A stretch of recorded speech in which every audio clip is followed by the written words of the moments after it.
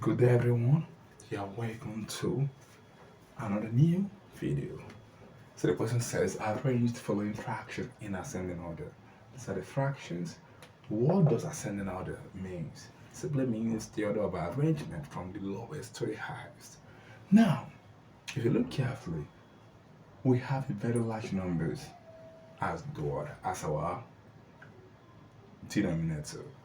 But for me to find the LCM of these denominators, it's a whole lot of that, and we're going to have a very huge number.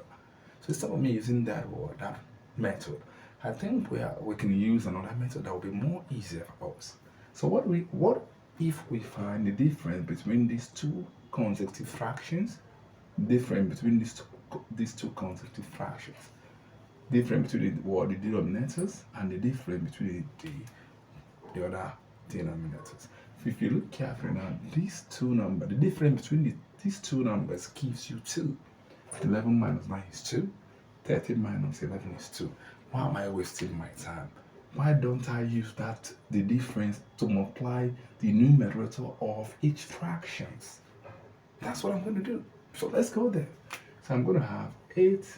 I'm starting with the first word, numerator of the first fraction, times the difference. I'll do the same thing again. 7 times the difference, because the difference between these two denominators is 2. The difference between these two denominators is still 2. So multiply the numerator of each fraction by that difference. So I will do the same thing again. 6 times what? 2. 8 times 2 is what? 16. Can I see? 8 is for this numerator. 7 is for this numerator. 6 is for the last numerator. Then I'm multiplying each of the numerator by the difference. The difference of the denominators. Is that okay? 8 times 2 gives you 16. 7 times 2 is 14. 6 times 2 is what? Is 12. As simple as that. So for you to arrange now, remember this one here. This one is 12. 12 is the smallest from the whole number.